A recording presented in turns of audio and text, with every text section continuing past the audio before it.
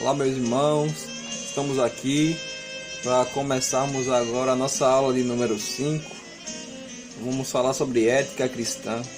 Ética vem de um termo denominado ethos, que vai fazer referência a um costume.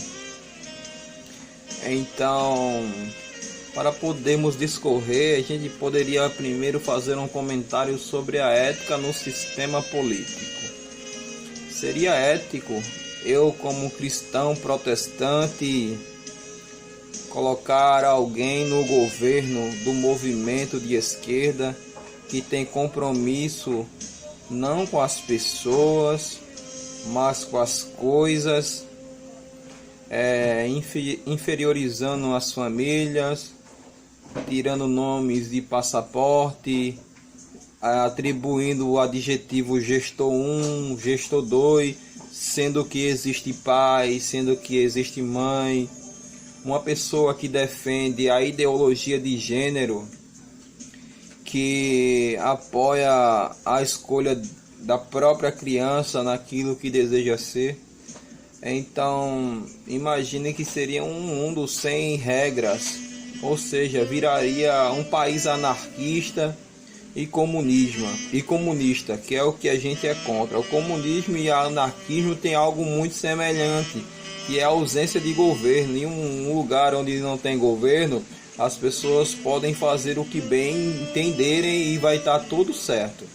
Imagine agora, eu defendo a ideologia, eu defendo a ideologia de gênero, aí digo, eu não me sinto um ser humano, eu me sinto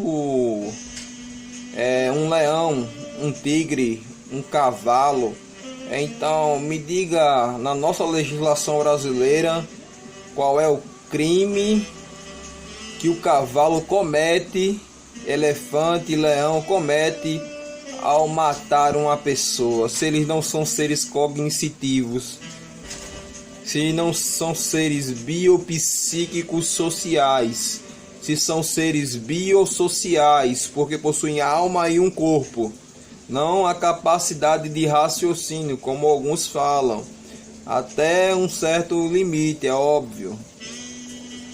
Então, imagine um mundo agora sem ética, sem respeito, sem freio moral.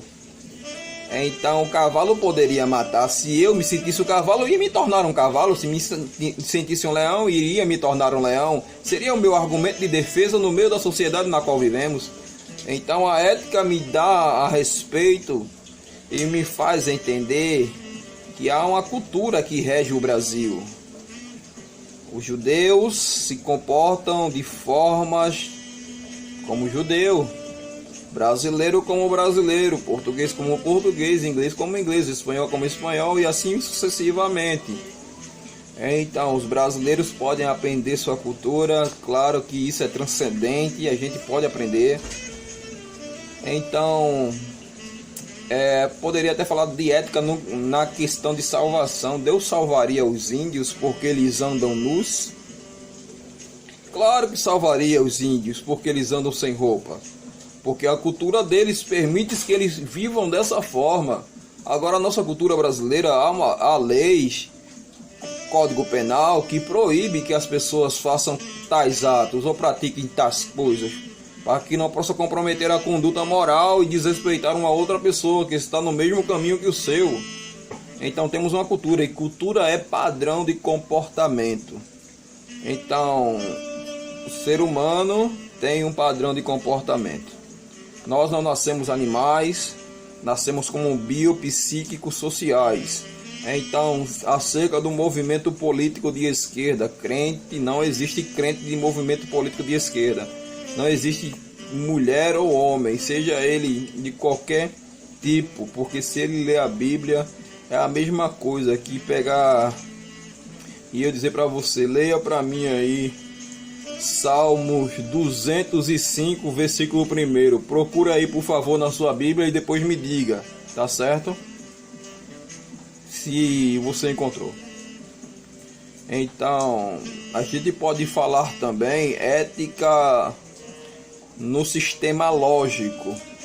E no sistema lógico eu posso dar um exemplo para os senhores Passou até no repórter de um delegado de polícia que o filho dele cometeu um crime e ele, em vez de prender o filho, liberou o filho depois de pego no ato do flagrante delito. Então, o que foi que aconteceu?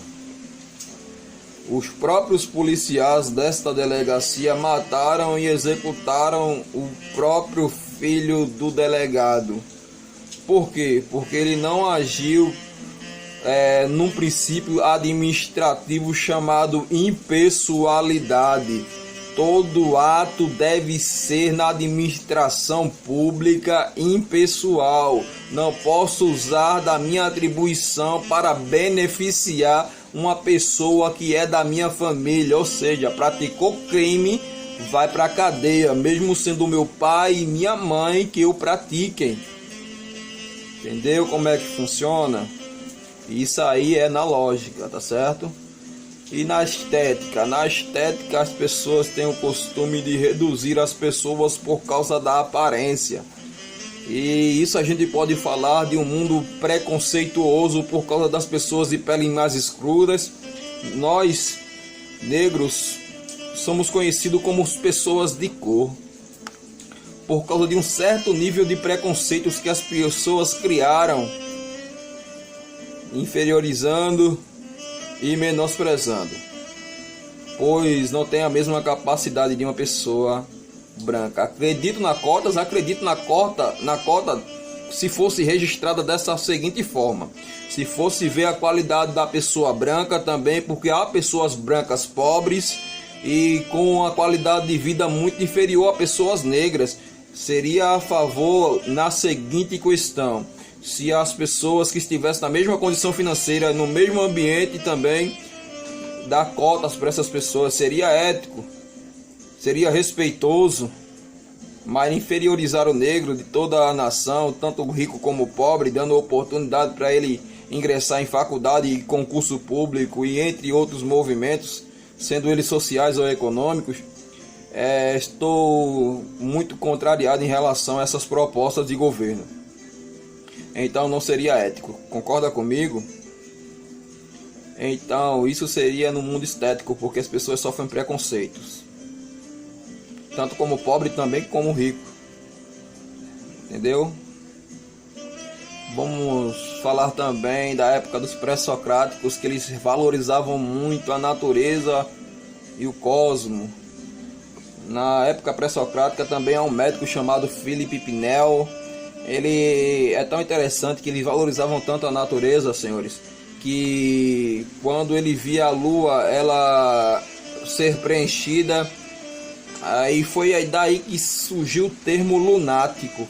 Lunático é uma pessoa desequilibrada que não tem o seu controle, o seu padrão restabelecido como um ser humano. É por isso que tem que ser colocado num processo de reabilitação no hospício ou hospital. Então foi denominado pelo médico Philippe Pinel que a doença era promovida nas pessoas a modo que a lua seria preenchida no céu. Então o ambiente ele era muito valorizado nessa época. Até aí tá tudo bem? Porque filosofia é o campo também da ética, não dá para distanciar a filosofia da ética também. Então agora vem os filósofos: Sócrates, Platão e Aristóteles. Sócrates vem dominando a maêutica, Platão ele vem denominando o mundo das ideias e Sócrates vem com o mundo da lógica. Tudo é lógico para ele, para Platão tudo é ideia e para Sócrates tudo é maêutica. Então há uma classe também que é muito importante nós falarmos na ética, sobre o sofista. Sofista era uma classe de vendedores na Grécia Antiga que faziam com que as pessoas comprassem produtos de qualquer origem, fazendo com que as pessoas fossem convencidas daquele produto que teria um certo grau de importância, mesmo ele sendo desvalorizado. Veja só, é tão difícil. Veja só que eles faziam isso. Eles pegavam um vaso que estava totalmente rachado, faziam uma espécie de cobertura para poder disfarçar o seu erro, o seu defeito e vendia no mesmo preço que se tivesse consertado, ou como se fosse que ele já estivesse na sua fase original, mas já tinha quebrado, já tinha um defeito, mas eles cobriam isso e vendiam pelo mesmo valor. Aí eu lhe pergunto, isso é justo? Isso é ético? Isso é moral? É claro que não é. Se está rachado, vai ser vendido pelo mesmo preço que houve o prejuízo no vaso, para que as pessoas não sofram prejuízo ao comprar pensando que é um original. Aí eu lhe pergunto, existe pessoas assim hoje em dia que te passam um produto que você vê que não corresponde àquilo que você deseja? Então, isso aí já existia na Grécia Antiga, se chamava sofismo. Eles usavam da palavra, do jargão, da arte, do convencimento para poder trazer às pessoas o seu produto e para que pudessem crescer através do prejuízo de outras pessoas.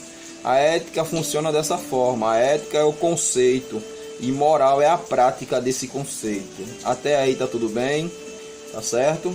Há uma lei no Brasil que também rege os costumes éticos aqui também.